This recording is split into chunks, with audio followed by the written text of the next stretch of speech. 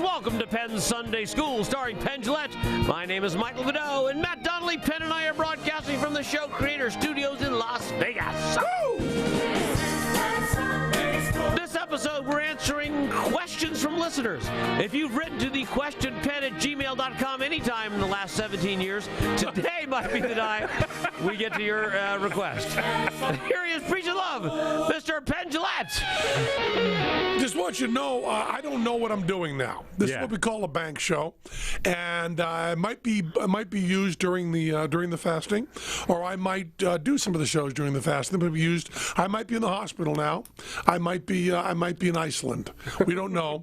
This is what we have in the bank because the thing is, on a radio show, when we had the radio show, we could take a day off and rebroadcast. Right. Because the way podcasts work, there's no reason to do a best of or anything like that. No. So we do these bank shows. Sometimes we get to dig in a little bit more than we usually do with the bank. So let's see where we go. Ready Rich, as you all know, at questionpenn@gmail.com. He handles all the correspondence. People write in with questions, and they write in asking for advice. And Ready Rich sends them psychopathic, psychotic shit to screw up their life. Yeah. And then once in a while, which happens to be once. In a while. This is the while, yeah. Whoever the while was now, this is the once. We're going to take some of those questions, and we're going to answer them right now. Feels like a mistake. Let's see how it goes. Yeah. We used to call this, we did the radio show a long time ago, we called this Ask Layperson Penn. That's right. Because there was always Dr. Phil and all those people. Yeah. But I'm a layperson. Yeah. And we're all lay people. We'll answer this advice. To the best of our abilities, which is to say zero.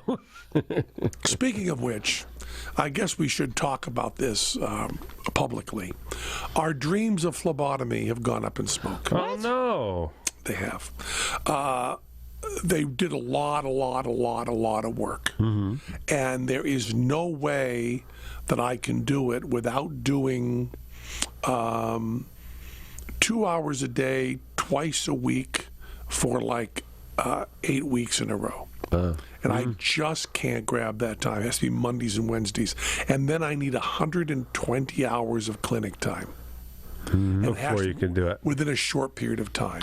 So they're talking about really 3 weeks of a 40-hour work week. And I just don't see how I'm going to get that.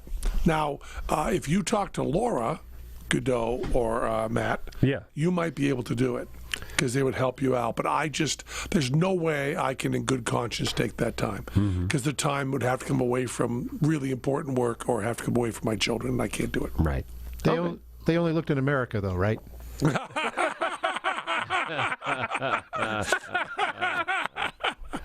Yeah, because you'd probably be a phlebotomist in Grenada for 10 minutes. I've been to the med school there. It's pretty great. Have you?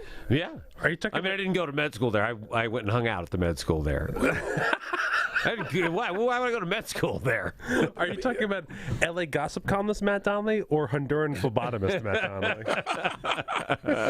Tell us about the going to the med school. I just went and hung out down there because I had a vacation of several weeks, and I knew I wanted to go to a tropical island, and so I went to the island of Grenada, where I met a bunch of the med students and hung out with them. It was fantastic. Were you Beautiful down there, right? Yeah, I was just alone, just me, down there hanging out. And you just went For down there? 6 weeks, yeah. Why'd you go for 6 weeks alone to Grenada? Hello, Mata. It was when Lance closed the Hacienda show before we opened the Monte Carlo show. And you were flush and rich. I was stinking rich. But Stinking rich. There's crazy. not a But I better went and vacation stayed. than the one where you know your job is ending and you know another one is starting. Exactly. You have money and there's more money coming. Yeah. So whatever you need to do is great. It's a part hard. That's the best vacation. But it cost nothing because I lived like a monkey. And no family. Yeah, I didn't have any family at that point. I just went down there and hung out with the locals. And how did you decide on Grenada? I had been there on a Why cruise is ship. my voice so high? How come I say Grenada and you say Grenada? You say Grenada, I say Grenada. Golly gee, Goofy. What you doing, Grenada? Oh, what's down there? I can't answer these questions. What is down there is beautiful beaches and the friendliest, nicest people you'd ever want to meet. People who are so friendly that you feel like, well, they must be going to sell me something. And they're not. Why doesn't everyone live there? I don't know why everyone doesn't live there. I don't know why I don't live there. I can't even answer that for me. I don't know why I live there. Grenada is very far south, so it's out of the vast majority of hurricanes pass around it. They don't hit it. They had one a few years ago that destroyed the one beach that I wanted to buy, that I tried to talk my wife into buying.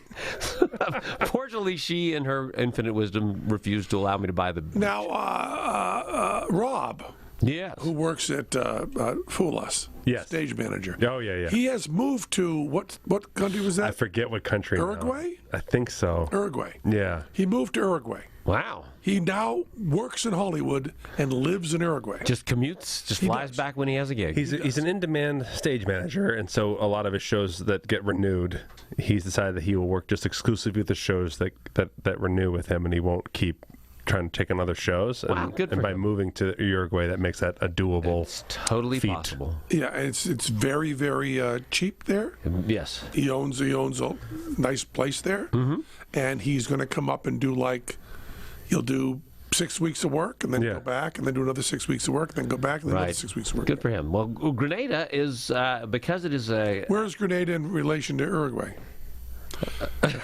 How do you say Uruguay? I say Uruguay. We can't even Uruguay. pronounce Grenada. I don't know why you think we're going to get Uruguay. Why are you going to get it one way I haven't been to? Just pick one I haven't been to and ask me how to pronounce it? Grenada is covered in food. Spiders. Oh, food. And spiders. Food and spiders. There is fruit growing everywhere. What did it cost you? The room was not expensive, and then the food was very inexpensive. Because you could pick up food everywhere. One of the cool things about Grenada... Now, when you say fruit, what kind of fruit? You could find a papaya tree growing next to a lime tree. And you know how papaya kind of sucks when they put lime on it? It's right there in nature. It's ready to go. He's referenced this before, but I don't know if it was before the cray ray thing, because now what he's describing is like heavenly sounding. It sounds just a bunch of fruit all the time? Wow. Fruit all the time. There are mango trees everywhere. But mango and papaya are not my favorite fruits. Fresh mango? That's right. Feel challenged. All right. And also, they have a different mango there. They have a smaller mango. Mango always has that kind of funk. Some people have a soapy. Some have Not soapy. It's got a stink, like foot stink. Yeah. No. Not fresh mango. Not fresh mango. What is the... When you travel, I'm trying to think, there's a place where you actually travel where they'll offer you mango and you say no fresh mango, and they literally bring out like a different fruit and they give it to you, and it's delicious. This is the tourist crap mango. It is. Well, that's what I discovered in Grenada was that they export the really big mangoes that you see at the grocery store, and then the little tiny ones they keep for themselves because they're delicious. That's the Julie mango. When I was in the Dominican Republic, I had fresh mango. You're like, this is not a fruit that I've had before. What is fresh mango like? Heaven. Sunshine, rainbows.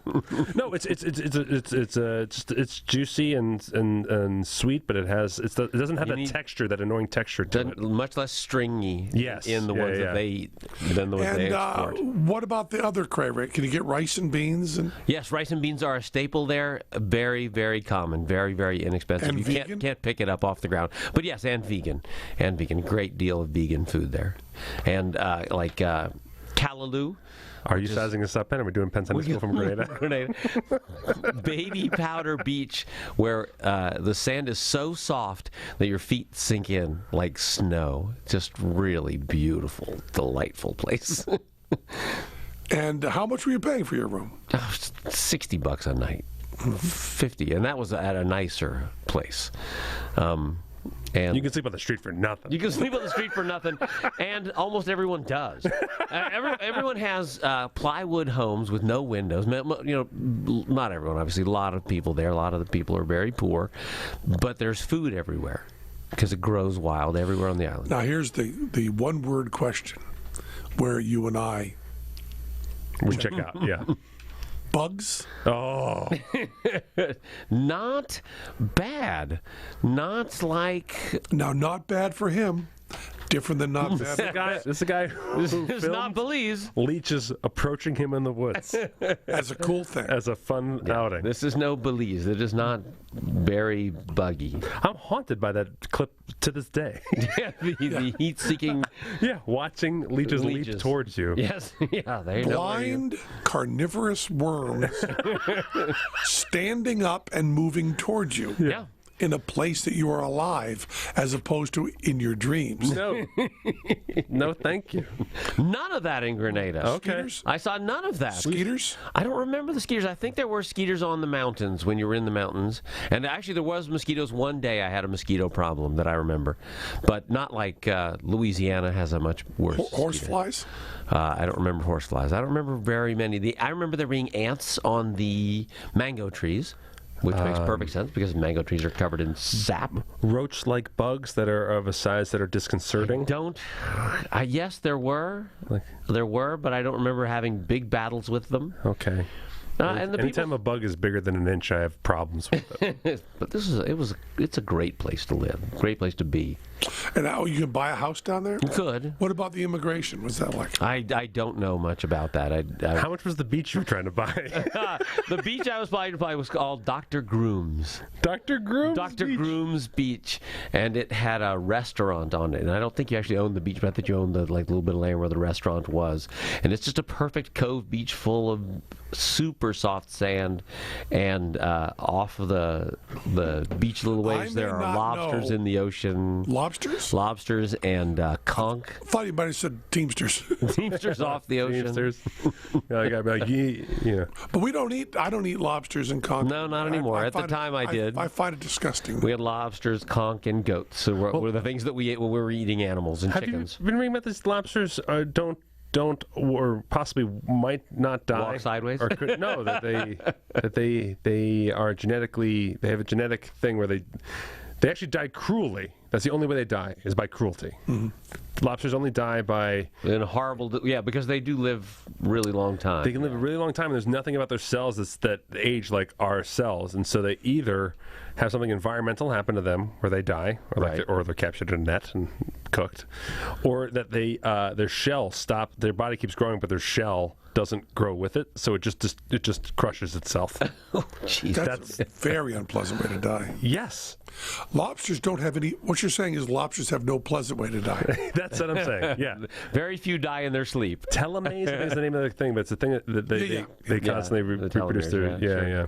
Nice. But when Really they said nice. that, like, no, the expression was like, no, they don't live forever because their shell stops growing. And I was like, that's the most uncomfortable thing I've heard. Oh, God. In my Oh, my life. God. I have clothes that are too small, and that's pretty bad. When you have a Imagine shirt dying from too small a shirt. Oh, that's bad. That's really bad. Oh. I feel like Grenada was paradise most of the time. There is some crime there, and I think we've talked about this before. I believe it is entirely tennis shoe driven, because it is the desire for expensive sneakers that causes people to. But if you had- there, But to this day, I mean, I can't. I haven't been back in a few years, so I don't know. I'm curious, yeah. I mean, I How long a flight is it? It's pretty far down. It's off the coast of Venezuela, so it's pretty far south. How long a flight is that? It'll probably take us 8 hours to get there from here, because we can't. There's no direct flight from here to Grenada. I can do it in 7.5. We'd fly it to Miami and then to Grenada. Okay. But we have invaded Grenada at one point, you might remember, and the Grenadians tell a different story of it than you might expect. What do they tell?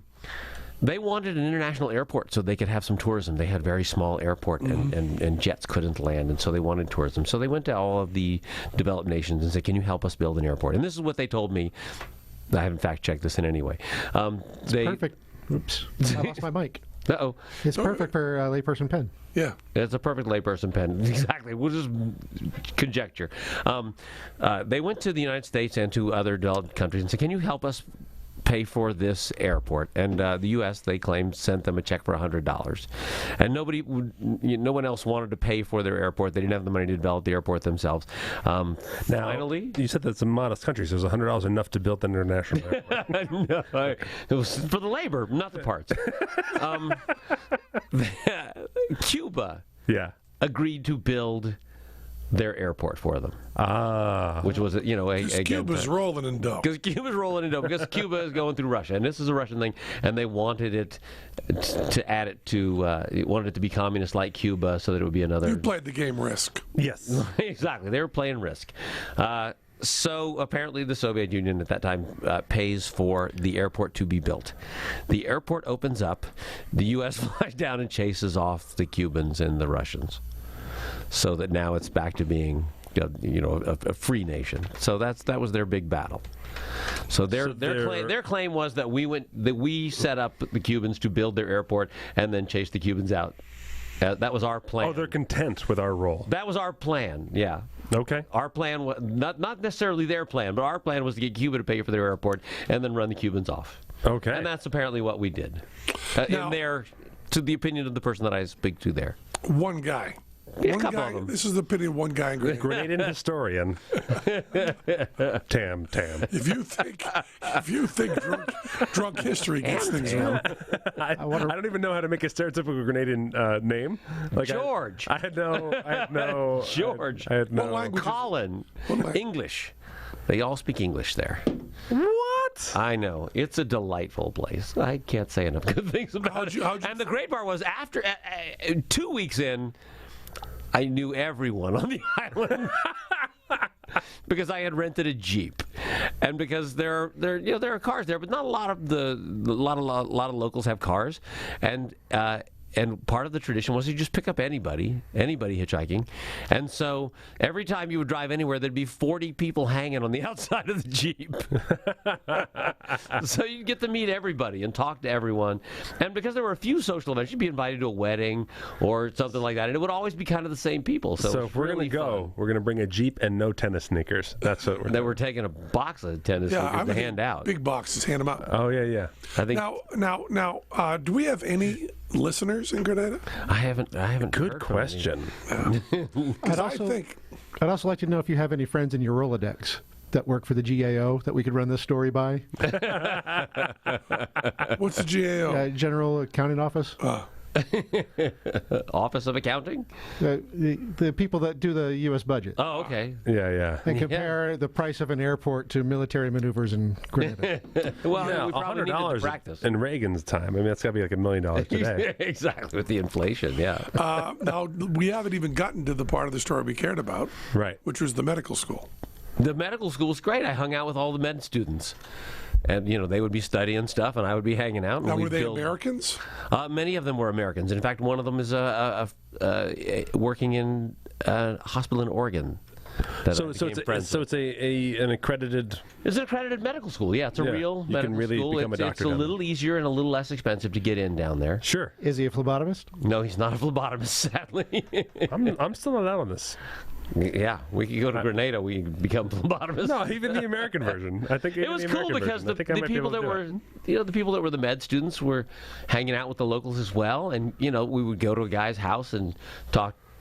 Help him with his diabetes treatments and stuff. It was really interesting and fun. And now, Godot, you were talking years ago about going to med school. Yeah, they were supposed to open one here in Vegas. Yeah, but you decided not to. Well, they never opened one. We still don't have one. I guess we do, right now, a week ago. But for all the time that I was in Lance's show, I felt like, I work a half hour a night. I've got the time to do this. I would like to try to do this. And but you've given never up on got that the now? opportunity. I've given up on that now. Now I have kids and a family and not a really $1 million job with 15 minutes of work a night. So the idea of becoming a doctor now is really... Because, Perry Friedman, our friend, he became a lawyer just for kicks. Yeah. Yes. Just for kicks. No other reason, just for kicks. Yeah, and I think if the med school finds out you're becoming a doctor for kicks, they won't let you in. Is that true? Yeah. I think that they're trying to... What do they care? There's a shortage of doctors, I believe, and so they are trying to get as many working physicians as they can. Well, how many people go to med school for kicks? Must be nobody. Yeah, it's a pretty low number. That's probably part of it, would be that they wouldn't let you.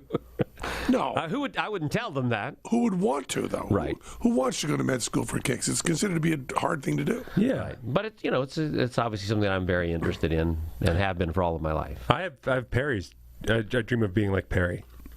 Like, I don't actually want to practice law, but so many generations of my family were lawyers, and no one in my generation became a lawyer, that I was like, that'd be good. Maybe if just one of us got a law degree.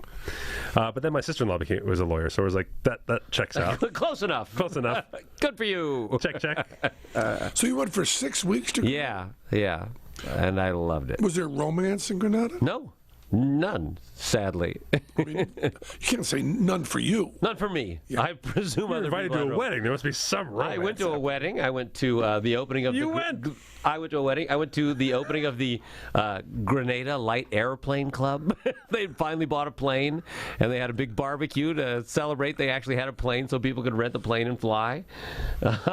This is very Hunter S. Thompson-like, what's happening with you there. So fun. But don't some... We built crab traps and would sit, like, for entertainment.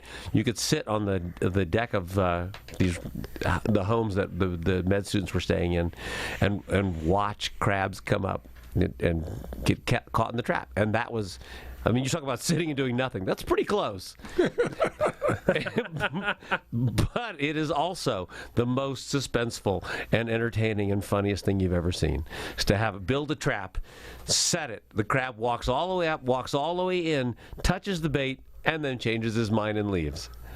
It's just, there's so much tension and so much laughing involved.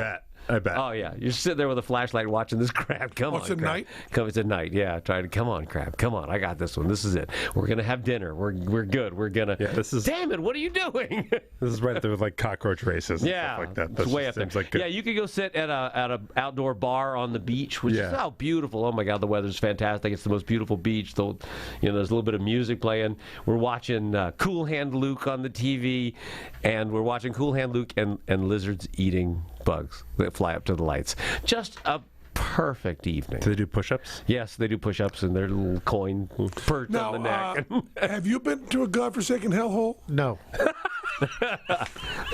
My favorite vacation is godforsaken hellholes. I know. You've been to God. You lived in I lived in St. John, yeah. But St. John, when I was there, was fancy ass. Well, there's two fancy-ass places. There's the Keneal Bay, which was owned by the Rockefellers and established by the Rockefellers, and then there was the big hotel. There's a big fancy hotel. Because between Off-Broadway and Broadway, I went down for it's perfect timing. 2 weeks. Yeah. But I did not go to a godforsaken hellhole. No. I went to paradise. Yeah. You know, I mean, where people put your scuba equipment on you. Yeah. I sat with old men who drinking rum. They were drinking rum, and we played dominoes.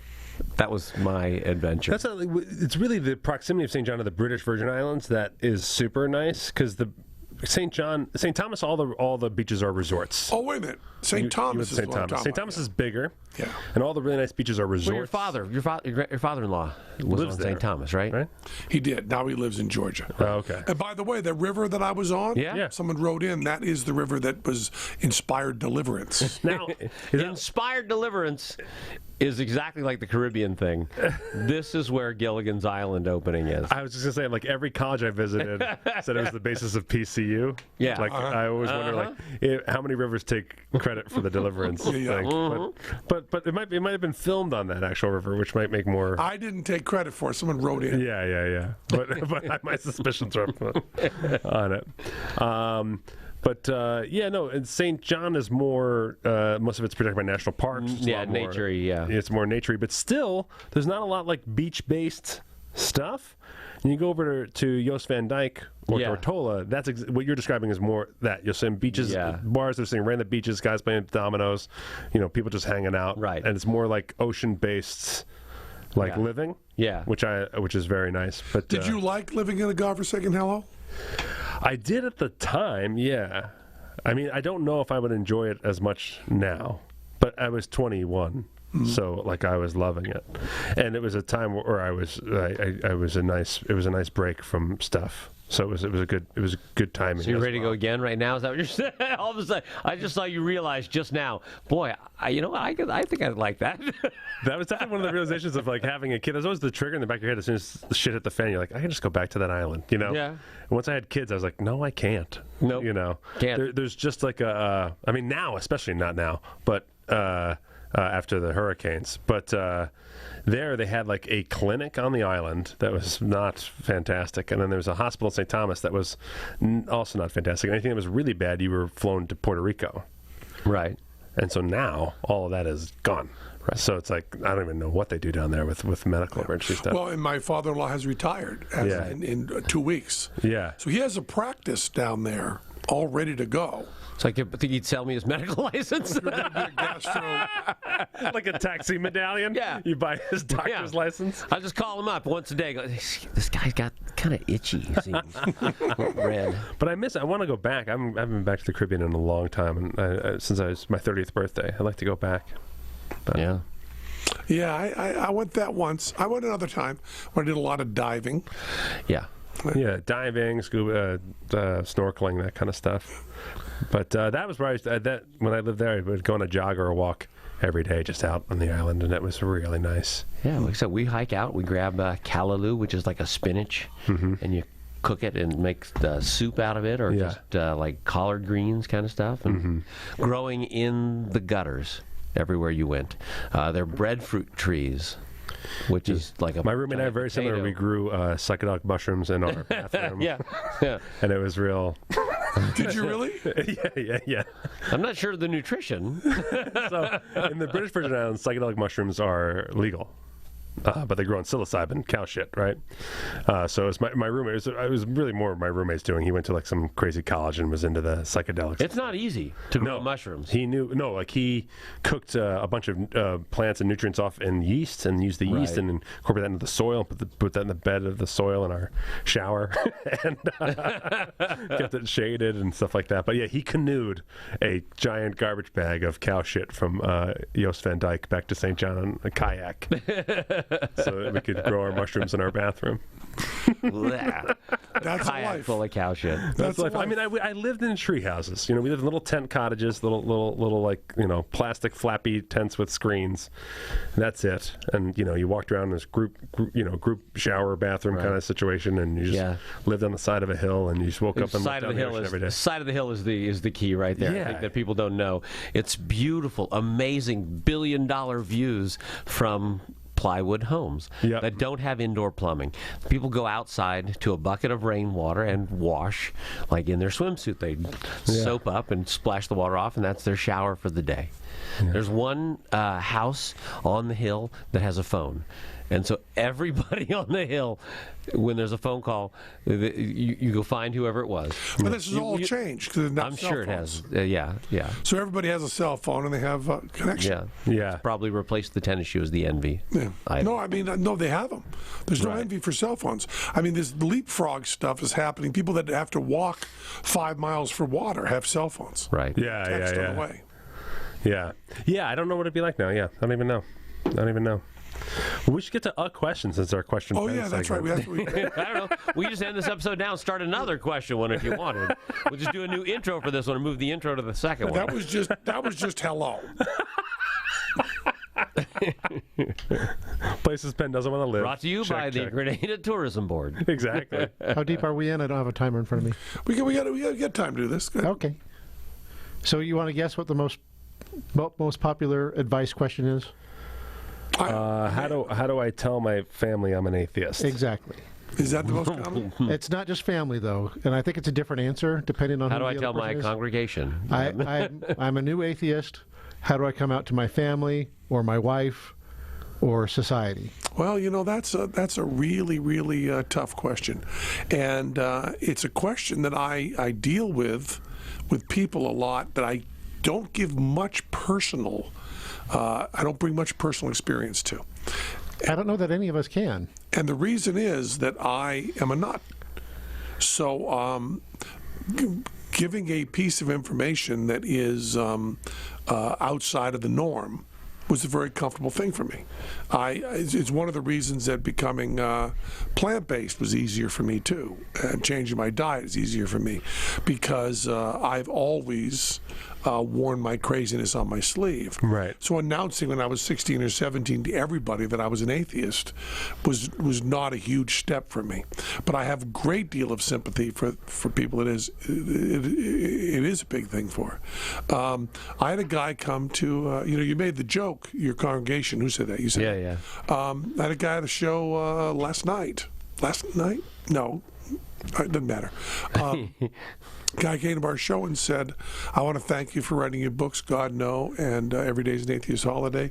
It really had a big effect on me because I was a minister. Wow. And going from minister to atheist was a difficult journey. But I no longer have a congregation. I said, I do. I think someone who maybe is more mainstream and then came about it later, I'd say, if you're thinking about starting to kind of at least be more honest with people, like when you come out and say, I'm a libertarian, people often interpret that as an indictment immediately on whatever their beliefs are, regardless of what you were intending in the conversation. Mm-hmm. Same thing happens when you say, I'm going to quit drinking for a month, and people immediately tell you their policy about drinking when you didn't ask them, right? And so you're going to say, I'm an atheist. People are going to immediately come back to you with as it's an indictment on them having faith or whatever. So my advice would just start to say that, like I always end up saying, I just found for me, it's much easier. Like when I was a believer and I had faith and even just spirituality, it made me it really didn't help the way I made decisions about my life. And I felt like it was really kind of like making me battle with certain things. And it's much easier to make decisions and conduct my life without any type of faith in my life. But that kind of epistemological hedonism, yeah, it feels good, believe it. I'm bothered by this is what works for me as an argument. Mm-hmm. So I think there has to be some discussion of what's true. I think that has to enter into it. Yeah. Because if you see the Book of Mormon, mm-hmm. play the Book of Mormon, what I left with from that musical, which I love, and I love Trey and Matt, was that, Mormons are A-okay because they treat people really well and they're happy. Yeah. And and you could have they got the documentary Believer by Dan from Imagine Dragons. Imagine Dragons. About the downside of that, how they treat the LGBT community. Right. But I'm not even talking about that. I'm talking about do you want to believe something that's not true? Do you want to live this life trying to figure out the world around you? Now, there's a big advantage to atheism, which is if you're an atheist, you can choose to be kind. Mm-hmm. And if you are not an atheist, that's a harder decision.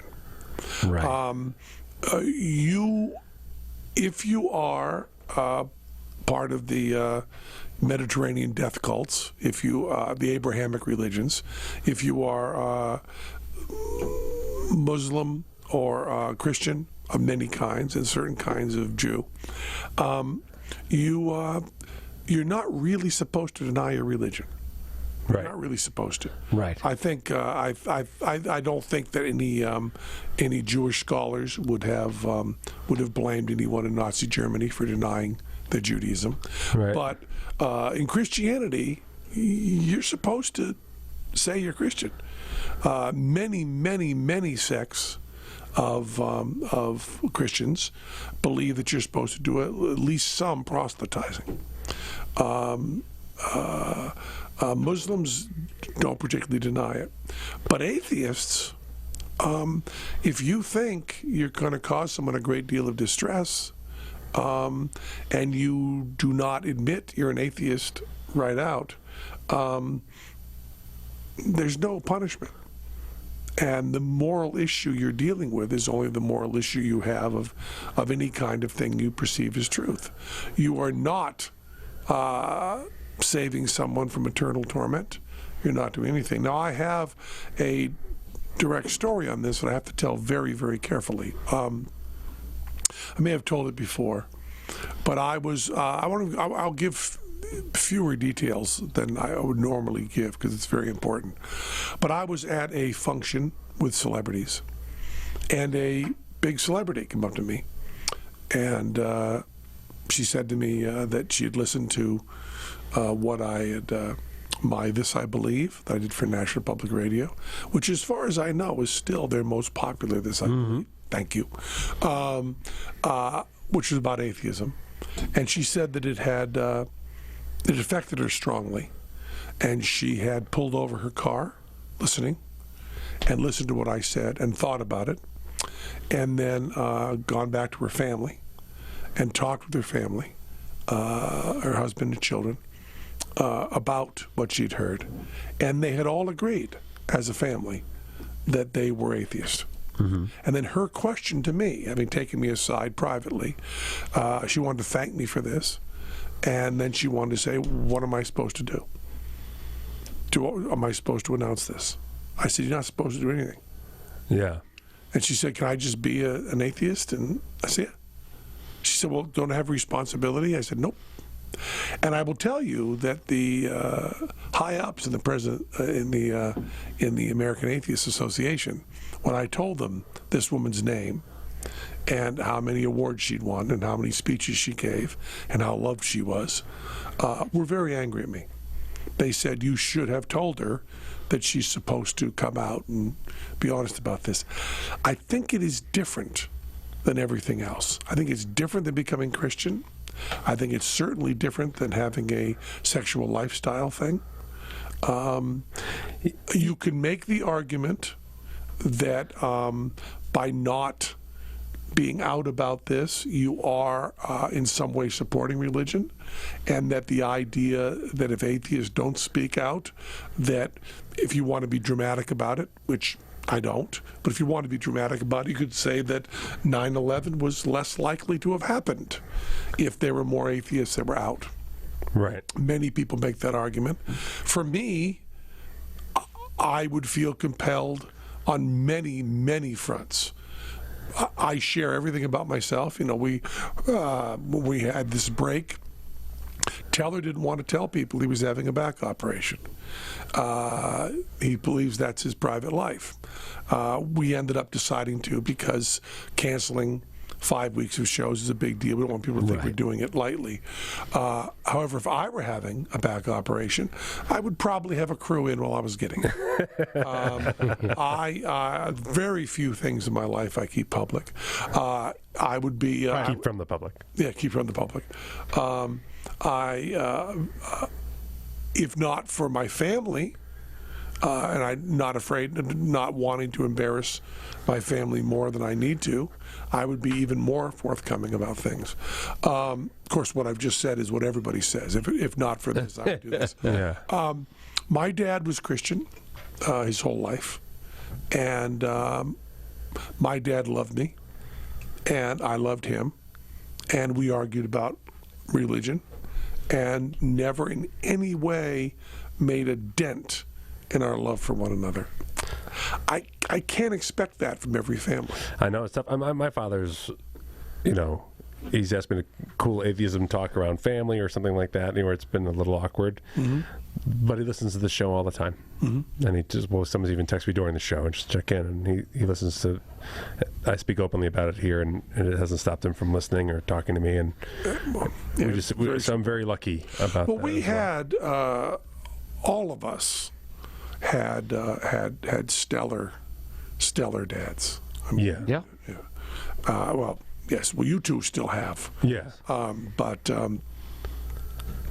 So I had a dad that was remarkable to be Christian and go to church, and have a son who was an outspoken atheist. Yeah. And there's no doubt that his friends mentioned that to him. But I think you'd be in a lot of trouble with my dad if you criticized his son for anything. I don't think the friends would say, "You're a stupid atheist son." I think that would be the end of that as a friend of mine. Yeah. Yeah. I don't know. I know a lot, not a lot. I know a few couples where husband and wife, or doesn't matter, married couples or committed couples who one of them is religious and one of them is not.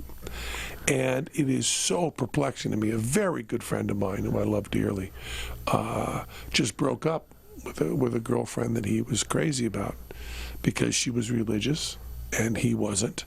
And he just found it too uncomfortable. And she would talk to him about it, and he would answer honestly, and she would accuse him of attacking. Yeah. And there's no way around that. You know, I think Jesus Christ is Lord. Well, I don't. Stop attacking me. And they're right. It is an attack. Yeah. It's attacking everything they believe.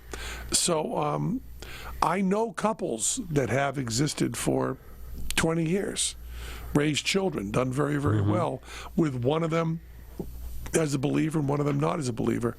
And I don't understand that.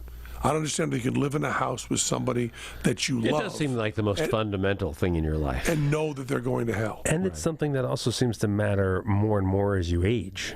You know, as you're looking at, when you're young and healthy and maybe don't have kids, the idea of like how much is a concept of God going to factor in your life or not. But as you get older and you have children and they get married, or you start to, one of you encounters anything with your health, or you're looking at towards the end of your life, that's where those beliefs would come in a lot. I believe statistically that as people get older, they tend to lose their religion. Yeah. The folk wisdom is the opposite. Right. But older people tend to... the atheism and the foxhole mentality. Right? Yeah. It's all that stuff about people that are over 50, over 60, get wicked happier. Yeah. And need God less is my sense. Yeah. But I on Twitter am often asked this question. I mean, one of the benefits we were going to give for people donating to our movie Director's Cut was that Penn will call your mother and tell her you're an atheist. Sell a lot of those? I don't think we ended up doing it. It was just one Thank of the funny goodness. things we thought. On paper, it looks great, but in practice, that's a doozy.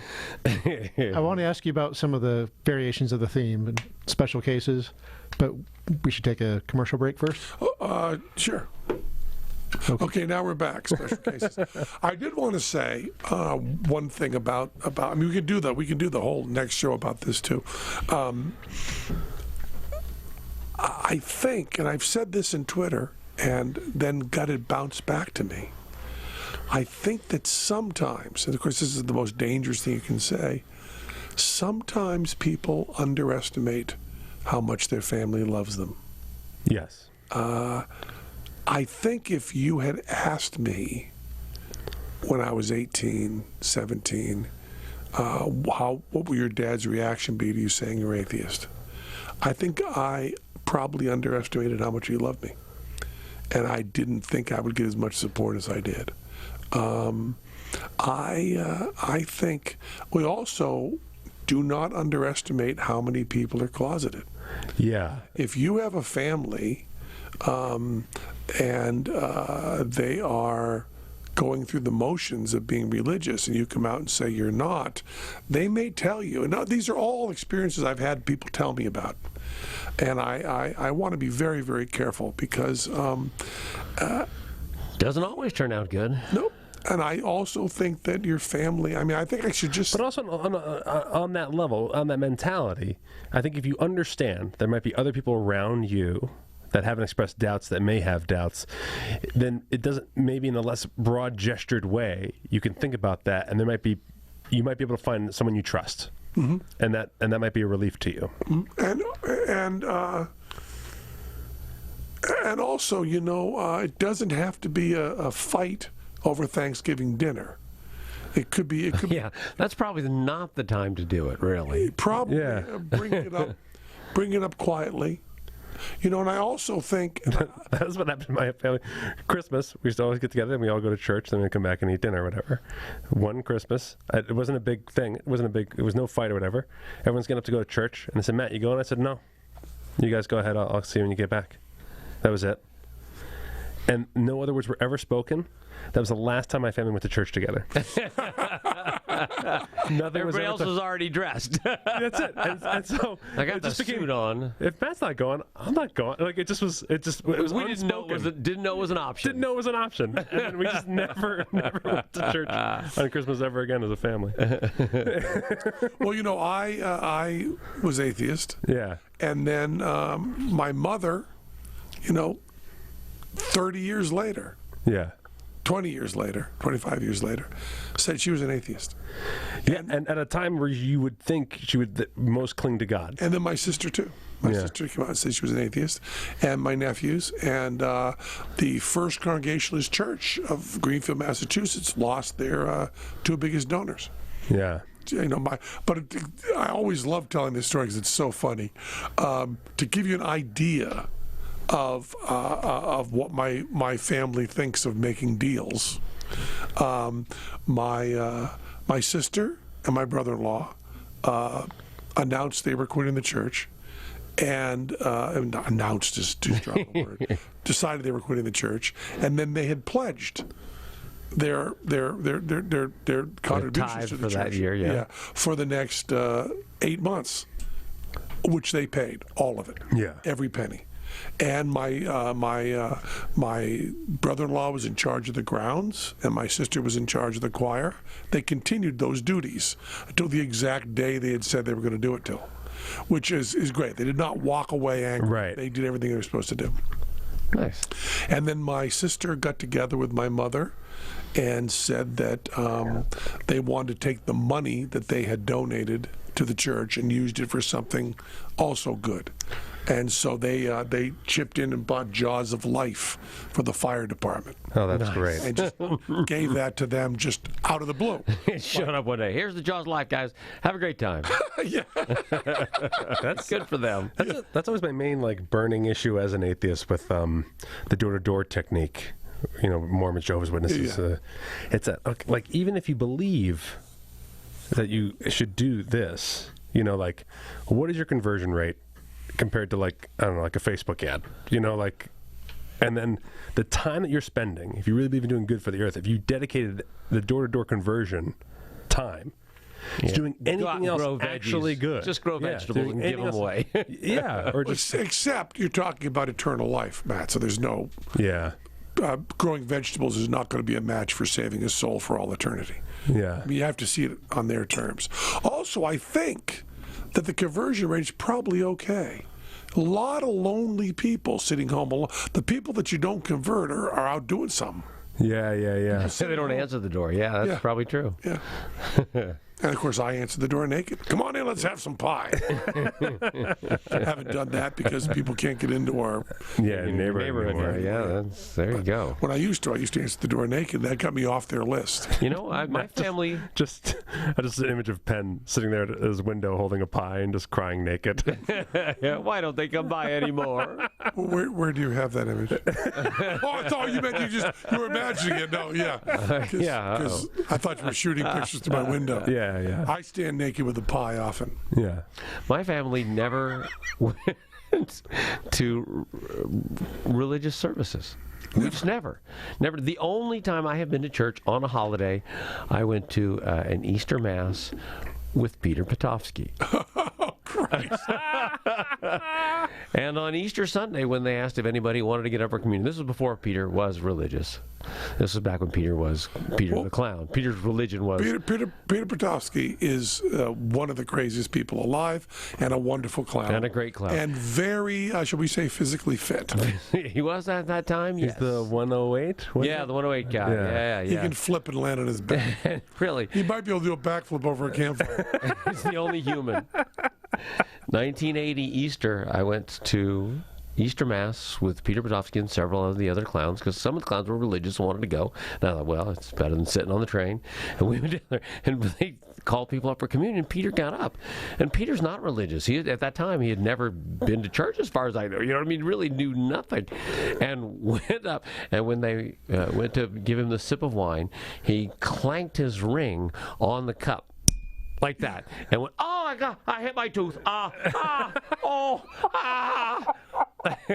And it was the funniest and most horrifying thing I've ever seen. It was. Oh, that sounds like great church laughter to me. It was big. That's big. We are going to get to your specific cases of talking about religion on Wednesday, because that was Penn Sunday School. That was Penn Sunday School. Cha-cha-cha. Ow! You become naked. Angels sang and round us went the music of the spheres. You know, when you do it on the mic, it doesn't sound as good No. as it sounds if you do it like you've done it like last, right? Yeah. Oh, that's such a good game. That was Penn Sunday School. Grenada? Grenada. You know, this question troubles me so much. There's so much pain associated with that.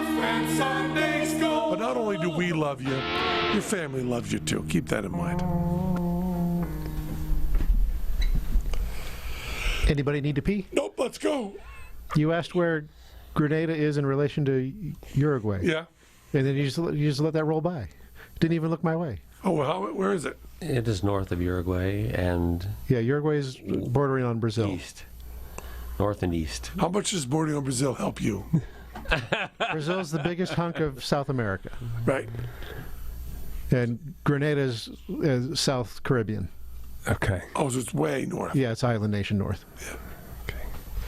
That does help. Go. Now, does that mean Uruguay has the weird cat shit insanity problem that Brazil has? What's a cat shit insanity problem? Apparently, there's like a form of like something that happens to the brain. There's like a bacteria that lives in cat shit, right? It's everywhere. That's everywhere. Toxoplasmosis. Toxoplasmosis is what I'm talking about. This is Penn Sunday School. And to Leave that little bit in the front. Well, we don't have an intro anyway. It doesn't matter. Let's just go with yours. Toxoplasmosis gondii. Brothers and sisters, welcome to Penn Sunday School, starring Penn Jillette. My name is Michael Godot. Matt Donnelly, Penn, and I are broadcasting from the Show Creators Studios in Las Vegas. This is the second episode of answering questions from listeners. And if you've written to Question Penn, we're going to try to get to your questions today. We're really pretty chatty, so we'll only get to one, probably. Here he is, preach and love, Mr. Penn Jillette. Now, we were talking Sunday about coming out to friends and loved ones about being an atheist. You had some more questions specifically about that? Well, I think we need to discuss the situation if you are in the Westboro Baptist Church situation. Mm-hmm. And you're a minor, you kind of need to think about that. Yeah. And we don't have that experience, so we can't really walk you through that. We can't. No. I've had people after the show, and I mean often, like a couple times a month, saying that they were raised in total cults and evangelicals and got out of it, and listening to Sunday school and God know secretly. You know, secretly listen to this stuff. I have no idea what that must be. No. Yeah, we couldn't give That's any frightening. advice. Yeah. And maybe that's what you need to do until you have the means to get out on your own. Yeah, maybe. And I think it's probably the same situation for a spouse that's in that level of cult, Yeah. and you have kids together.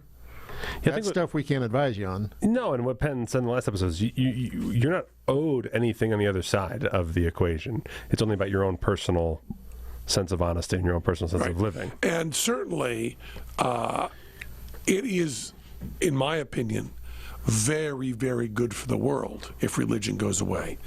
And religion can only go away by people admitting that religion has gone away. And all of that is really important and really, really good, but not as important as your health, safety, and love. Right. So there's the priorities right there, very simply.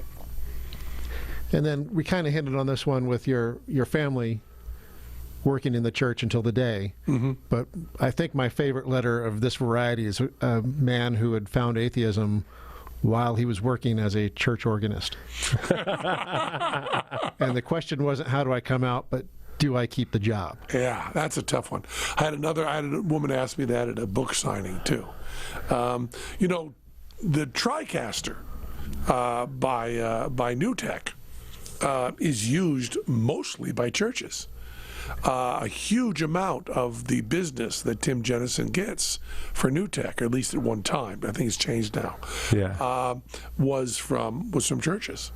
And I don't know. I know that there's this huge market for Christian rock. There's a lot of Christian rock. And Christian rock tours all over. They do stadiums.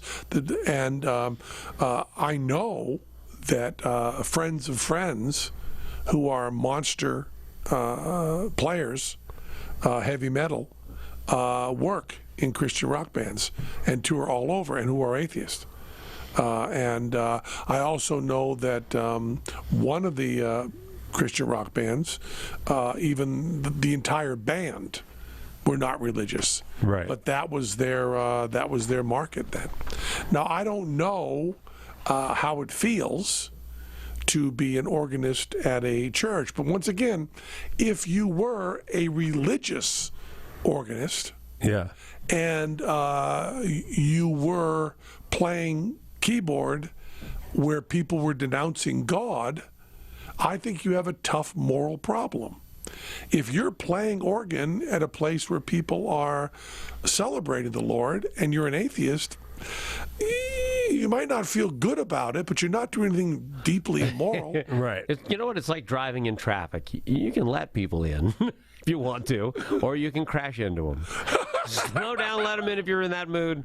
Crash into them if you're not. I think The traffic theory. so many people who are annoyed by outspoken atheists who have faith like to say that atheism is like a faith. It's like its own religion. Only they just spent time denouncing God. And I think you're bringing up good points of where it's actually not like that at all. Well, there's also this thing that happens that really makes me laugh. I mean, when I walk around Vegas, I have, and this is a common occurrence, I have people go up to me and go, I just want you to know that I'm an atheist, and I don't tell anybody, but I listen to you a lot, and I'm with you. Kind of like I'm walking around like Fight Club. It was a Taylor... Darden. Tyler Durden. Tyler Durden, yeah. We'll get there. I'm walking around like that, Grenada. people going, there's an atheist here dealing craps, just so you know. Your busboy's atheist. Yeah. And I find it much stronger with people who are from more traditional Christian communities. Right. People who are English is a second language, and they seem to be Mexican, South American, something like that. They will come up and say that they are atheists, but their family doesn't know. Well, we've talked about this with Rob Pike's belief that no one actually believes. Oh, yeah. Which I really like. I really like that argument a lot. There's just no way. You know what? Yeah, I don't actually believe this, but it's really important for my family and for my friends and for my community that they believe these things, because that's what's keeping them in line. Yeah, and for there's such a strong element of community that goes along with this. And it's so wonderful. Yeah. It's all good. That's all good, wonderful. Where else would you get stuff. coffee, Jello? I remember a girlfriend of mine who was also had moved on to another friend of mine, said about her two boyfriends, which is me and my friend. Everybody knows there's no God. It's only the two of you that care. And I think there's a lot of truth in that. Yeah. It's possible that I could have a revelation that makes me understand religion in an entirely different way. That it's just a playful metaphor for a way to think, and no one's talking about it being an actual physical reality. Right. No effect on physics whatsoever, just an effect on part of our brain and how we think about it. So I think you're an organist until you can find another gig. You went in a totally different direction than I expected. Boy, you think trombonists have trouble finding gigs? Church organist. Yeah, that's right. I've definitely heard of other people feeling pressure, not only just an atheist, but to make a stand for their beliefs. I remember, a friend of mine was in Jersey Boys, and Jersey Boys was going to appear on Fox News with what's his name, Mike Huckabee. He's a big religious nut, right? Sure. But funny, and a bass player. Yeah. Lots to like about Mike Huckabee. And so he said, like, I don't want to. If I go on that show, then aren't I supporting him and his agenda? And it's like, I don't know if you're in a cast of a show and that show's going on the air to just to say, hey, we're open in Vegas. I don't know how much of that. I don't know how many people watch the Fox News segment and be like, oh, everyone in there is pro Mike Huckabee's agenda. Let me find other names. But also, you have you have the event horizon on this. Yeah. If we decide we're not going to go to Hobby Lobby, Yeah. then we're not going to go to In-N-Out Burger. Yeah. And then we're not going to be. I don't know. Is Jimmy Fallon religious? Yeah. I mean, should I have gone on the Jimmy Fallon show? I don't know. I never talked about religion with Jimmy. Yeah, I don't know. yeah. I assume everybody's atheist, but that's not true. How tribal do you want to be? It's the we've talked about this a zillion times. My battle with Tommy Smothers. Yes. Should I go on Glenn Beck? And I tend to think that if you are, I tend to think both sides are right. Yeah, but that's a different. Well, it's a different scenario too. Yeah. You in that case, you have at least numerous times held a platform as holding that belief, and you are not the company of you. You are you. So I think it's different than part of. Yeah, what I mean is like Part of the Jersey Boys. The Yeah, problem is, I like, think that's the guy in Jersey Boys and this organist sometimes feel the responsibility of you. Yeah. And they're not in the same position as you. Do you know what I mean? Yeah. They're not a singular entity that's known for representing this idea and somehow maybe looked at as it's compromised. They look like guys just doing their job on a show. And this guy would be doing his job at church. Right. And it's not like people are like, well, that organist is religious. I must become a Catholic. I don't know how much of a spokesperson he is by simply doing his job. That doesn't mean that when you're playing the organ in front of the whole church, you couldn't go into Imagine. You could just be going, we bless these days and the Lord above. Imagine no religion. Just finish on that. Hosanna, hey, Zanna. You might just do that. Finishing every tune with a flourish of Imagine No Religion, just the notes. Right. Yeah. Yeah. Just the dun. I think you just rewrite the lyrics. Amen.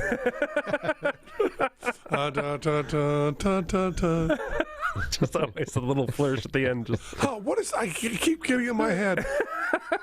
I don't know. I think it's imagine there's no country, imagine no religion. One of those things. You may say I'm a dreamer, but I'm not the only one. You love to talk about the relative value of pedal steel. If you want to get work, become a bassoon player, or don't become a church organist. Yeah, so I thought your showbiz instincts would take over on this question. And I would say, learn pedal steel. How many baseball diamonds don't have a working organist right now? That's right. You're kind of out of Can you options. play dun dun dun dun dun dun dun? You got the job. Yeah, I got to tell you, if either one of my children said they wanted to go into music, I would say pedal steel or bassoon. yeah. Although that's all out of date because I don't think live music, playing the instruments, is actually going away really quickly. Don't you Yeah. think?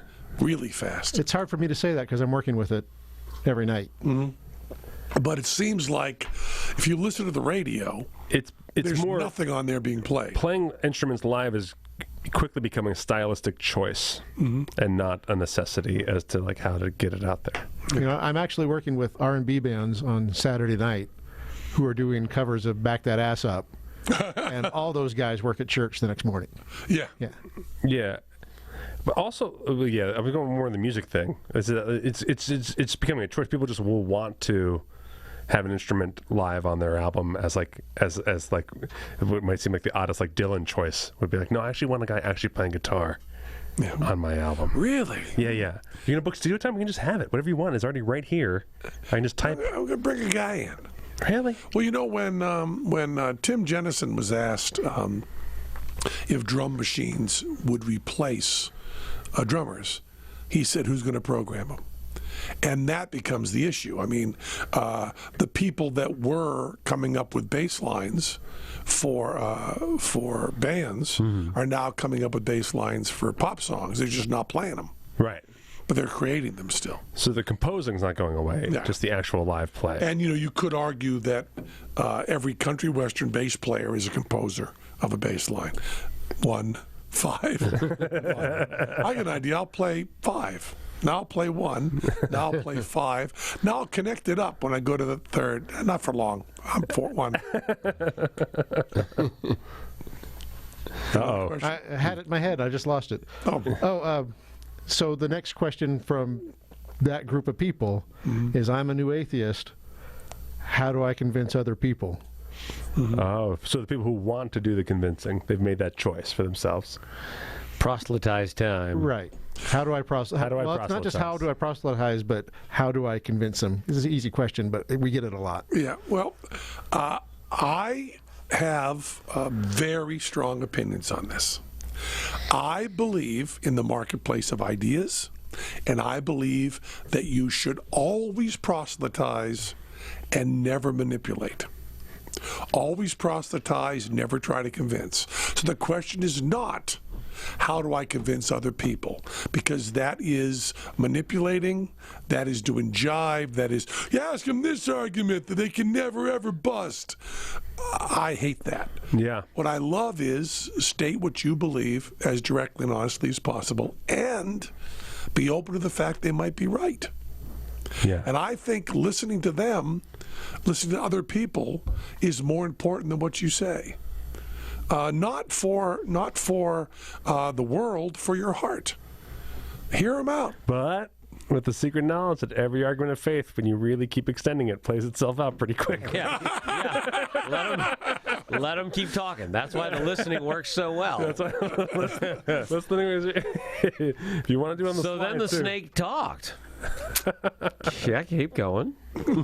So if that prayer worked, then how come other prayers didn't work? So I made a mistake going down that road because we could have just buttoned that one up at the very end of the show. Yeah. And I missed the segue into show business advice. Okay, you want show business advice? Yeah. Should we take a break for ads first? A little early for that. Okay. A little early for that. We'll talk a little bit about show business. I go back to the Roz Talk Manifesto. The Roz Talk Manifesto was written by Gary Panter. Are you sure this is not just like one of those Star Trek episodes? You're going to list The three Rule names. of Threes? Yeah, the Rule you're of going to list Threes. three. There was Socrates, Einstein, and Gwibulak from Smyrna. That's what you're doing. That's what it sounds like. But actually, I've talked about the Roz Talks Manifesto before, and then I was told afterwards that everything I said was wrong. And now I've forgotten what I was corrected to. So we'll go back and give the same wrong information again. All right. If you look up Roz Talk Manifesto, ROZZTOX, by Gary Panter. See if you can find that. Roz Talk. Roz Talks Manifesto. Gary Panter. Okay. You want this off of Wikipedia? You okay with the Wikipedia Yeah. entry on And this? remember, you still have to add nude if you want that. The Roz Talks Manifesto is a 1980 essay by visual artist Gary Panter, in which Panter rejects the notion of the artist as bohemian. Instead, an artist is encouraged to work within capitalism to reach a larger market. Would you read some of the things, please? I quote these all the time. Let me see if I can remember some of them. All right. We demand well-lit art centers serving milk get us out of the bars. Is that one of them? I don't see that one, but there's only 4 quotes listed. Okay. It is unfortunate and unacceptable what vile and lazy do-nothings are given unwarranted credence for mouthing such foul and mean cliches as rip-off and sell-out. They have no understanding of our economy and the time it takes society to go. Confess and shut up. Capitalism, good or ill, is the river in which we sink or swim. Inspiration has always been born of recombination. I think the youth has this down pat. No, I mean they really did. They tried to explain what a sellout was to people in the youth, and they were like, "I don't understand." Like they wouldn't take money because now when you do something artistic, the platforms that you have to let people know about them are the same platforms that are used for advertising. Yeah. So you no longer try to get your band out through bands, but you have social media. Yeah. And a record company would advertise an album on social media. So there's no difference there. And so your media platform, the way you advertise what you're doing, is the same. You're on the same platform as big record companies. And yes. Yeah. And also, sellout doesn't mean anything. Yeah. You know, because you have people that try to sell out maliciously, like Captain Beefheart, who tried to and did the most avant-garde record ever. Yeah. Then you have people that never have tried to have the most integrity in the world, and are, you know, like Billy Joel. Yeah. That just happen to be too popular. You know, and there was that great thing, Dave Matthews, who we just did the Fallon show with. I didn't get a chance to talk to him, but Dave Matthews had this great interview where he just said, "I don't want to be this symbol for hack that people sometimes have. I try to do the best music I can." And just Yeah. But the Rostov Manifesto also includes this incredibly important line: "Don't wait for art talent scouts. There are no art talent scouts. Nobody gives a shit." Dude, that's a better version of it. What does he say? Waiting for art talent scouts? There are no art talent scouts. Face it, no one will seek you out. Yeah. That is. And the other one is law. If you want better media, go make it. Well, the other way he said it is, which I love, if you don't, this is the quote I always use all the time for why I get into magic. If you don't like supermarket music, for Christ's sake, start making supermarket music. Which I believe that you should only go into art forms you don't like. And this becomes my Guns N' Roses question. Guns N' Roses loved the Rolling Stones. Loved the Rolling Stones. You can see it in everything. They just loved the Rolling Stones. Why on earth would you start Guns N' Roses if you love the Rolling Stones? Why would you just say Rolling Stones are there? Yeah. I remember being young and saying, Jesus, I really like Dylan. I can't do that. Yeah. I'd like to be Dylan, but I'm not. I remember thinking, Frank Zappa, I'm not putting a better band together than that. Velvet Underground, I can't do better than that. Oh, Doug Henning, I can do better than that. You know, you look at a field, you can actually add something in. I mean, when you look at the talent and the skills that Frank Zappa has, he was starting out way ahead of me. Doug Henning wasn't. And I think picking a form of art that you really dislike gives you a point of view to work in. I had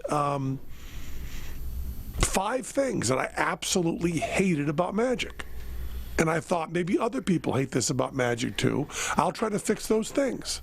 Just those simple things. Yeah. Maybe I can do something different. So now I do about, and I try to say this, and it ends up being too mean, even though I mean it from a place of love. People come to me and say, you know, I love your show, but if you did your show without blasphemy, that'd be better. And I say to them, well, you know, when you do your show, do a show without blasphemy.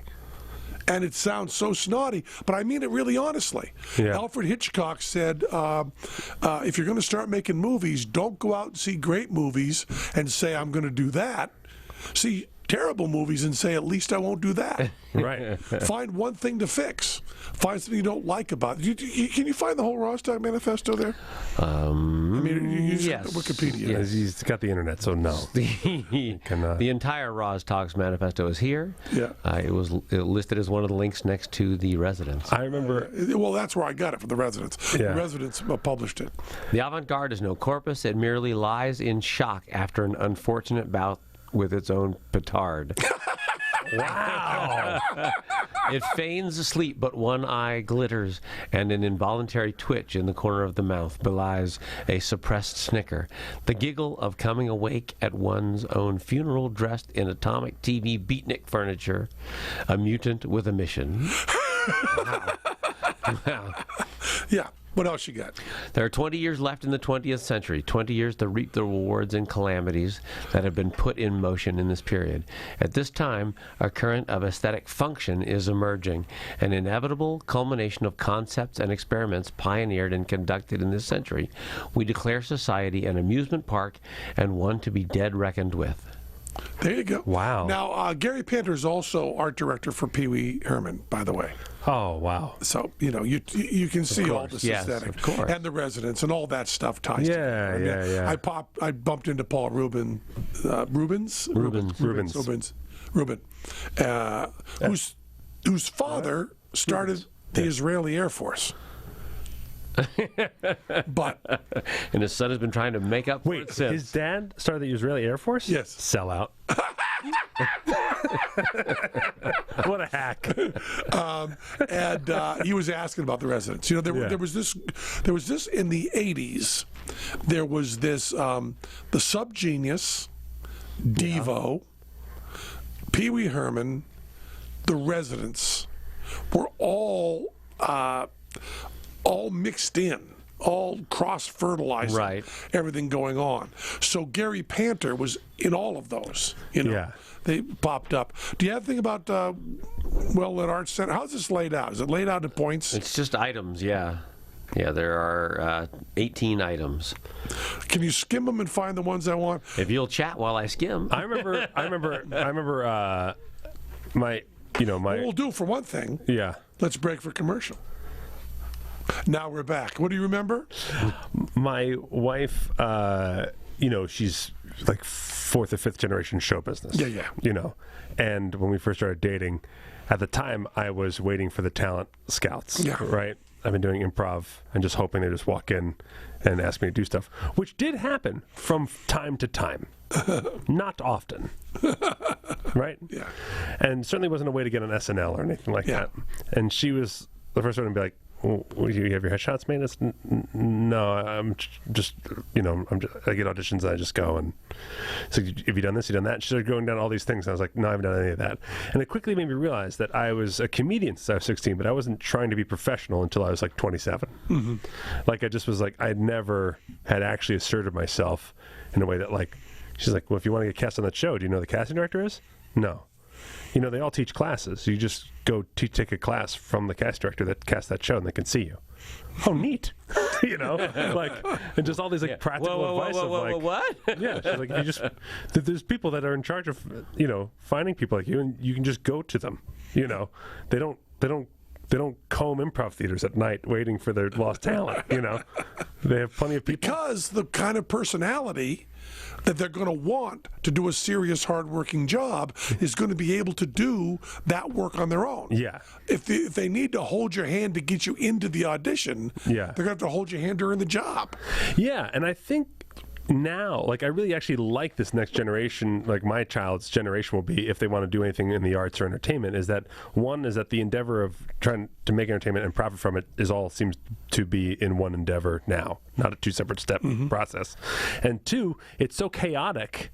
And the high end of like just super fame, solving all your problems is kind of going away. Mm-hmm. And there's like everything's kind of niche, nothing's ubiquitous, and so you have to really want to do it. Yeah. If you're going to do it.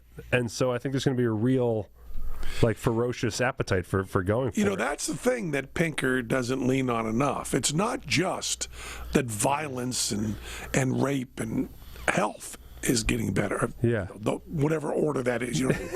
Violence is getting worse. The rates of which these horrible things occur Some are going down. Yeah. are heading in a good direction. In the correct direction. Yeah. But also art. It's happening in the right direction. Oh, too. absolutely.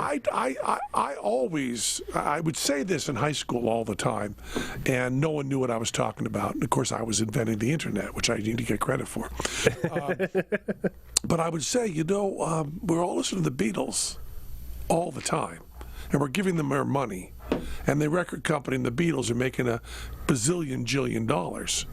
If we wanted, we could take all the money that Greenfield is spending on the Beatles, spend it on our own group, and have live concerts every week. Yeah. The White Album comes out, Yeah. they probably sell, 3,000 copies in Greenfield. Right. Yeah. Or 2,000 copies in Greenfield. That's $10 when the White Album comes out. All of a sudden, you've got enough money to have a band in town. Absolutely. And you could do that all over the country. Now we're doing that. Yeah. It's not broken up geographically. No.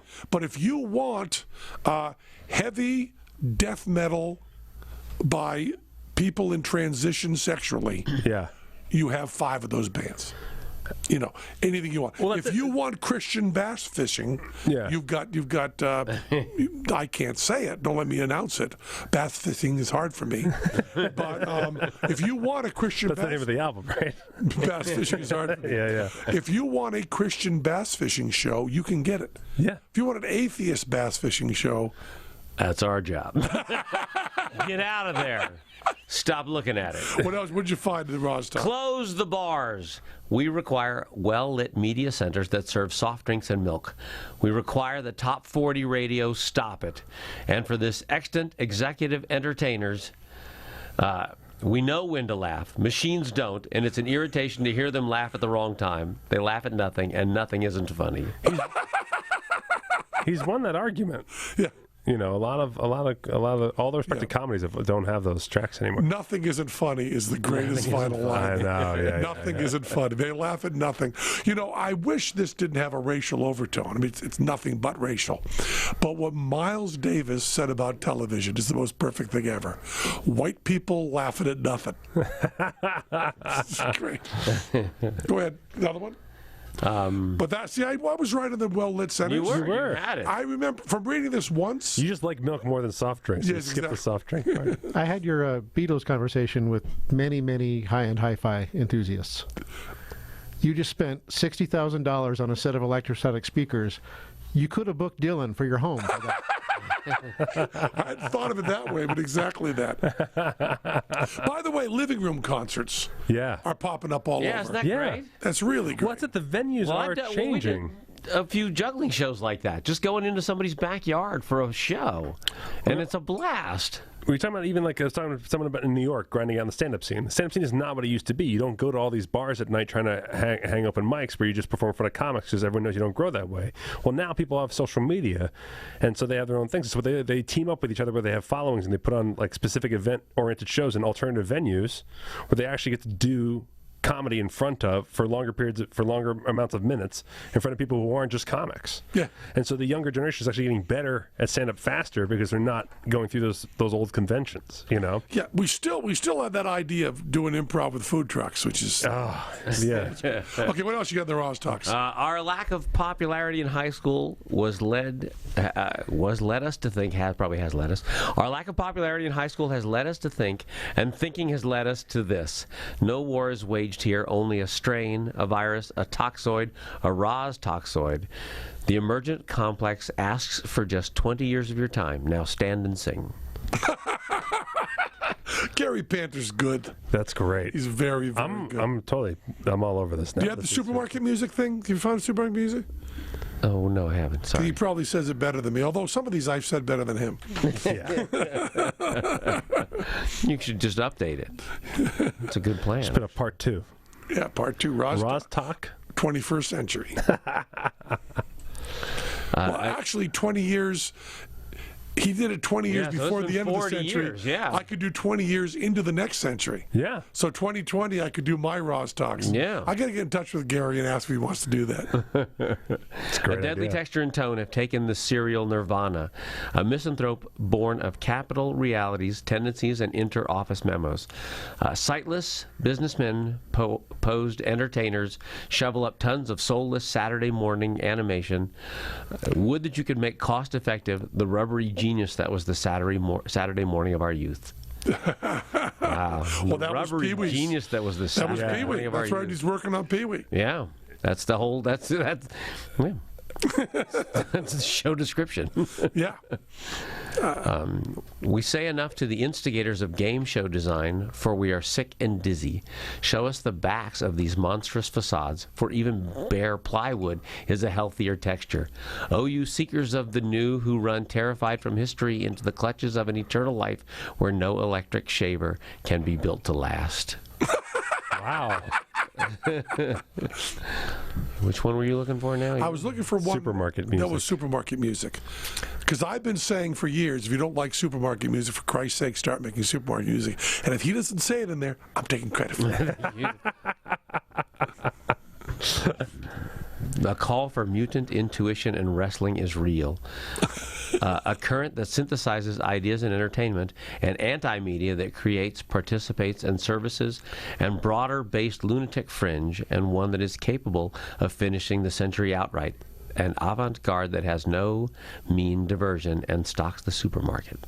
Well, that's all you got for Supermarket. That's so far. That's all I got. Sounds for like it's yours, supermarket. Penn. Yeah, maybe. like it's Wouldn't that be nice? But I think that I had this really romantic idea when Tel and I got together that what was also with Weir then, that we wouldn't do any other jobs. We would take everything. And I think, and I've said this also a million times, that for pilots, all they care about is flight time. Right. They don't ask you, how They do your not landing's care. going. No. They do not care. How many hours have you been behind the controls of this particular machine? Right. That's all we care about. Yeah. I believe, George Burns famously was terrible for the first 40 years he was in show business. Right. Terrible. And just got good. I think if you stand on stage doing something in front of people for enough hours, you get good. It's, it's just true. Yeah. And flight time matters. I don't think it matters how good your bits were. I mean, you look at, I always like to look at Dustin Hoffman and Gene Hackman. Yeah. They were the same age. They're roommates. Even though Dustin Hoffman always played younger than Gene Hackman, they were the same age. And Dustin Hoffman very, very carefully handpicked each role for him to play and went for sometimes years without working, carefully going through. Gene Hackman took everything. Right. Took everything. And if you look back on their life's work, I don't think that Dustin Hoffman comes off better. I think he comes off a lot worse. Not by a significant margin. Oh, yeah. You don't look at Gene Hackman, you're like, what a whore. What a hack. He's writing his name. Hackman's writing his name. I just went right by it. But I don't know. I think the best thing is to work. I think you don't turn down anything. I think Joan Rivers said that that was her advice. She's like, don't think you can curate your career. Take the gigs, figure shit out, but take the gigs. Well, the advice we offer to everybody is do as many shows as you can. As many shows as you possibly can. can. So go do street shows. Go to the amusement park where you get hired to do 8 shows a day. Yeah. That's the way to do it. And it's the best way to get good fast. And the other thing is Teller and I try really hard. Now, we have a wonderful advantage because we can hammock. We've got bits that we know are solid. We know are going to be good. We can put shit in between them. Right. But that's how people start out. That's why people steal material when they start. Because those are going to be the posts of their show until they can build their own posts. And I don't approve of that. I don't approve of that, but it is why that happens. What if you get permission individually, one person by one person, and use those? Yeah, you could do that. Almost everyone you ask says yes. That's exactly true. Yeah. Especially if Penn says yes first. They all say yes. So that's kind of feeding into the most popular question, which is, and most people don't know that they're asking this, but when they ask, they're asking a variant of, I live in the desert. Do I go where the food is, or do I start my own farm? Ah, yes. That's a hard question. That's a hard question. Now I'm in a very zen place right now. Go to Granada. But it doesn't. You can't. There's not. Both are correct. Right. Yes. Yeah. Like you shouldn't rule one out of the other, right? No. You can build a theater in weird places and create a show.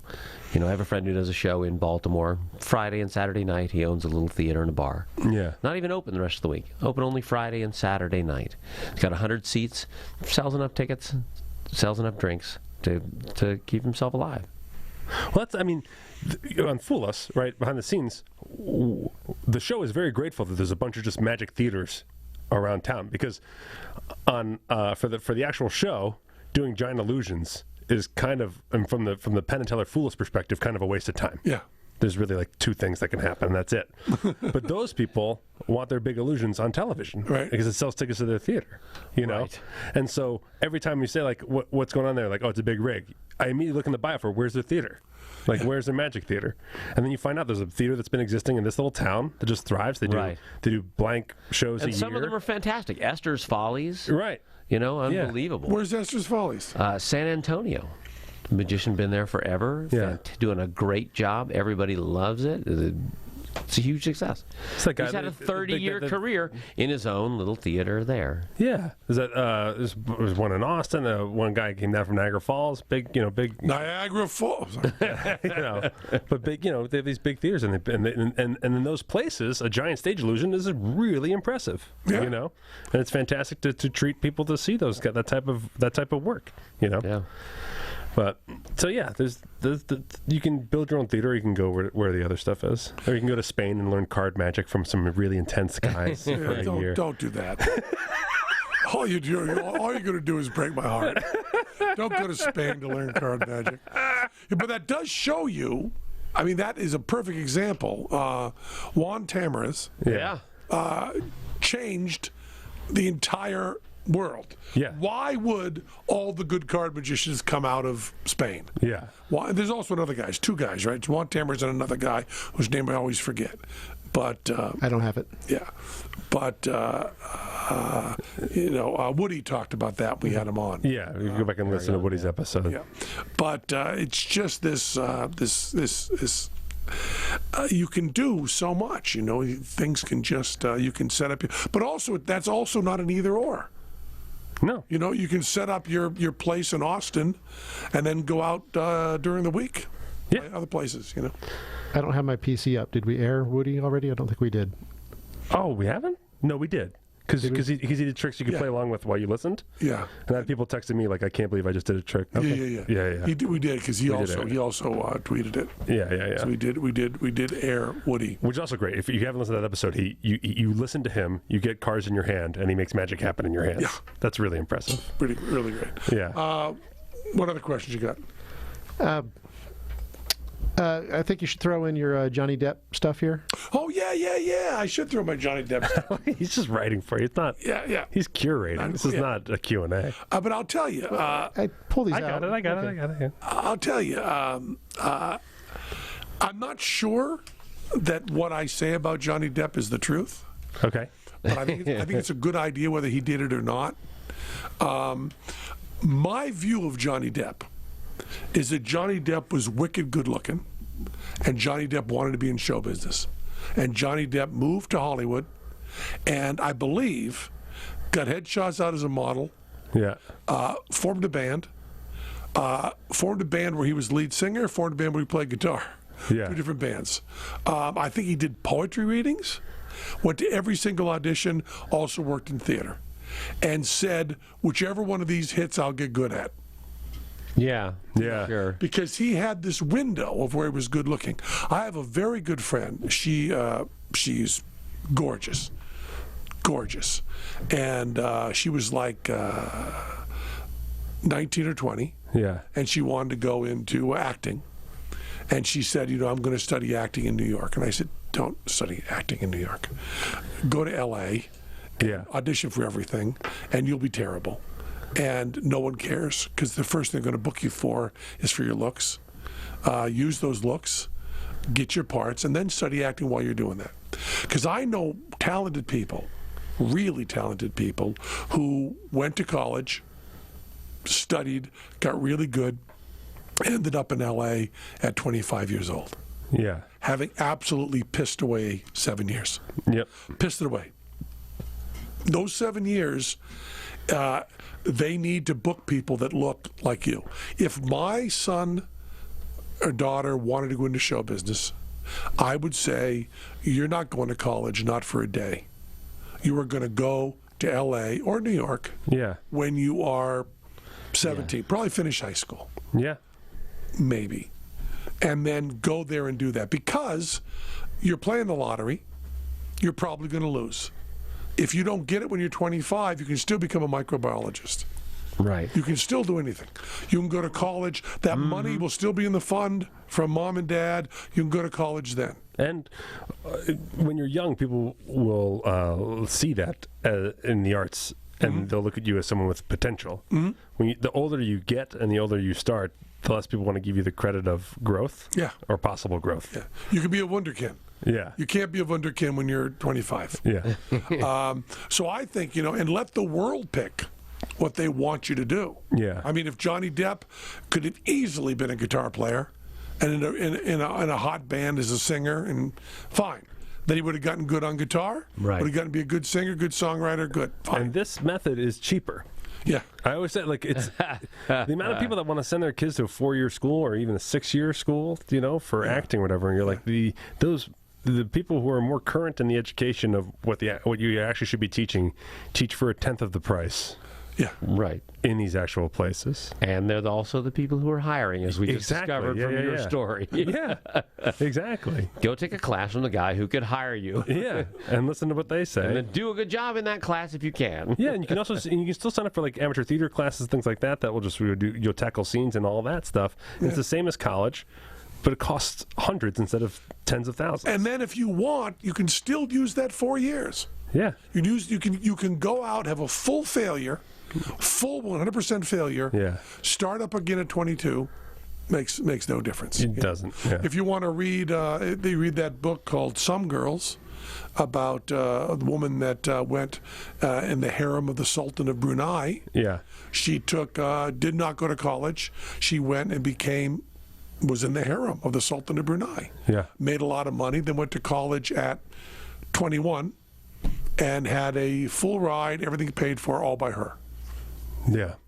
So if you decide that you might want to do a little bit of paleontology and a little bit of acting, don't do them paleontology acting. Do them acting paleontology. Because if you go out and you land the part in Jurassic Park, you can easily quit and become a paleontologist. That's the reason I'm not a forest ranger. Yeah. I became a relatively successful juggler. Yeah. If you'd been less successful, you'd be a forest. I'd be a forest ranger. Yeah. In show business, not in the. Yeah. And then you've got Brian May, right? Yeah. You can be a guitar player in a famous band and an astrophysicist. But I think one person is going to do that. That's Brian May. Sorry, you're not going to. Yeah. You're better off going about it as if you're not special and playing the odds. He has a doctorate in astrophysics, right? Right. Yeah.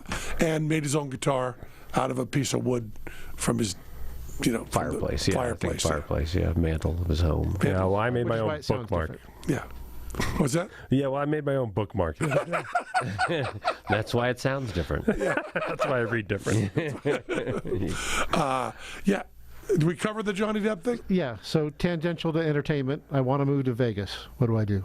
Oh, boy. Don't. Do you have an air conditioner? The thing is about the entertainment scene in Vegas is that we have not learned to do it yet.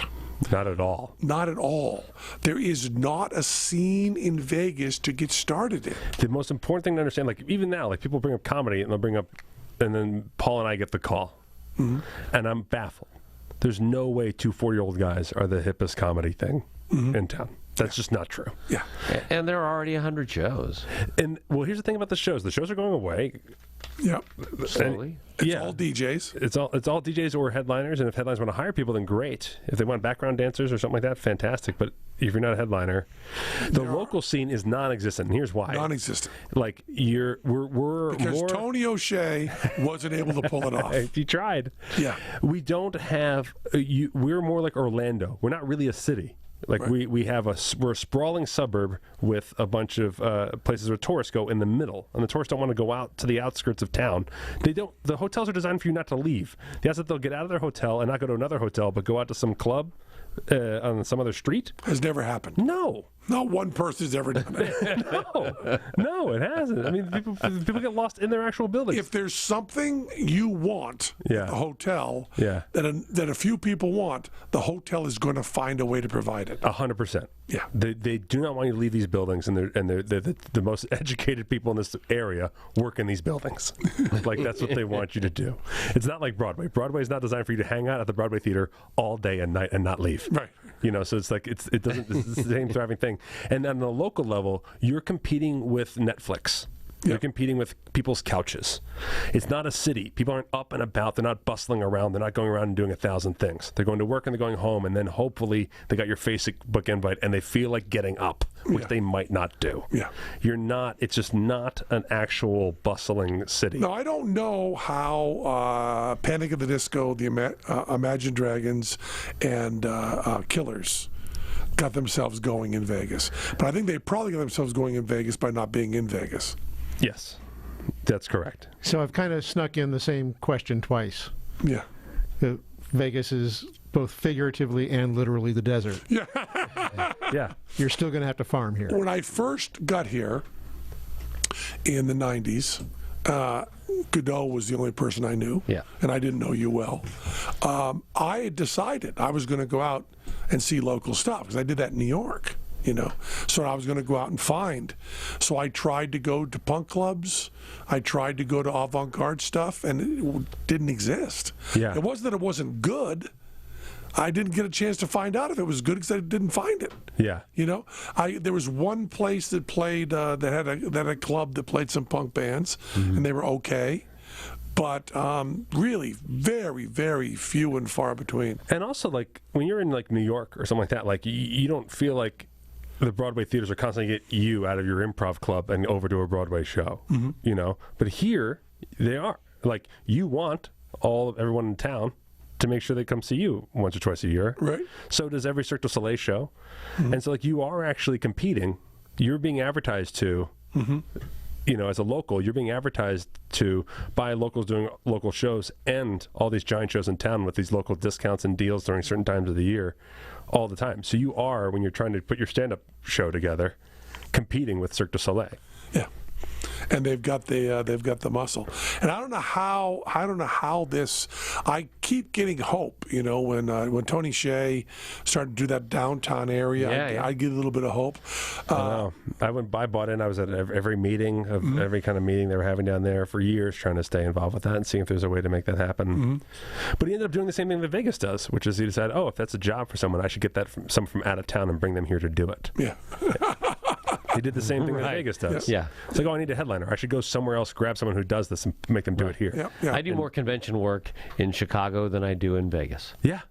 Yeah. Because you're already in Vegas. Why would I hire you? You must be something wrong with you. I got to fly somebody in. It's true. They'll fly me in anywhere except here. Yeah. The value of being a Vegas entertainer is valuable other places. Yeah. And so you get hired, you could do it because you do stuff in Vegas is tough. I mean, Vegas, we do have Fremont Street if you're doing street performing, but I don't see anything exciting happening there, as awful as that is to say. You know, it's its own place. It's happening. Yeah. But you don't feel like you're like, this is the beginning of something different and awesome. Yeah. And the guy dressed in Kiss makeup with a really big dick. Yeah. If you can compete with that. Now that guy books convention work. Right here in town. Right here in town. I like him. I always take my pictures. I mean, those stuff is great. Downtown, yeah. Yeah. But he's also a great guy. A great guy. He came to our show to see our show, and then afterwards came up and talked to me. And it's like he was a little bit, I think, hurt. I didn't recognize him. Well, first of all, you're not in your Kiss makeup, and your penis is not hanging out. And those are the two things I used to recognize you. By the way, what else did I have to recognize you by? I mean, you gave me nothing else. The dulcet tones of his baritone voice. Yes. Said, "Hey, Penn." Yeah. The hairline. So that's it. And I think we answered every question they could possibly have, didn't we? Was some of the move to Vegas as non-entertainers or just want to move to Vegas in general? I've gotten it both ways, but I was doing it. I was asking in the context of entertainers. Because it's a cheap place to live. Inexpensive. Yeah. Yeah. There was some article came out saying if you're making $60,000 a year, this is one of the best 15 places to live. And if you're okay as an entertainer being a subsistence farmer, this is as good a place as any to do it. Oh, sure. Yeah. It's the airport is easy to get to. The Airport's weather is good. good. It's inexpensive to live here. There are a lot of reasons to move here. It's a nice city. Showgirls. Frequent cheap flights. Yeah. Yeah. What'd you say? I said showgirls. That's not even true anymore. There's just aren't chorus people There's or not. No. bands. It used to be when I first got here. Lon Bronson played a couple nights a week. Yeah. You could find bands playing at 2 a.m. That's not even true anymore. No. We have time for one more short one? Sure. Because he just brought it up. Air travel. What's your advice for air travel? My advice for air travel is don't be wicked fat. That's the biggest thing to help your air travel, getting thinner. Headphones. Headphones. Noise canceling headphones. That's the best. Get the best. That's Get the best that's noise the only canceling piece of advice there actually is. headphones. And if you can get TSA pre-check, it's a different life. Yeah. For $100, you can get it for 5 years, Exactly. and you should do that. Yeah. And I would like to say the advice I would really, really like to give more than anything is, people are sitting next to you, they're strangers, have a talk with them. Get to know them. That's really, really fun and wonderful. But I'm not going to give that advice because it's not true. With due apologies, everybody that sat next to me and talked to me. I wish I had been more entertaining. My advice right now for air travel is do not buy the Wi-Fi. Do not buy the Wi-Fi because you end up eating up your whole flight doing stupid little social media Answering things, texts. whereas you could just have a couple hours to yourself to read. Yeah. And whenever you get a couple hours to yourself to read, that's a good time. And if you move to Vegas to put together your stand-up career, you're going to have a lot of time to read. That was Penn Sunday School. That was Penn Sunday School. Cha-cha-cha. And to our listening ears, You become naked. nature sang and round us rang the music of the spheres. And Read the Roz Talks Manifesto, Rozztox, by Gary Painter. I'll tell you everything you need to know about show business. And most important, as I said back in the 80s, if you don't like supermarket music, for Christ's sake, start making supermarket music.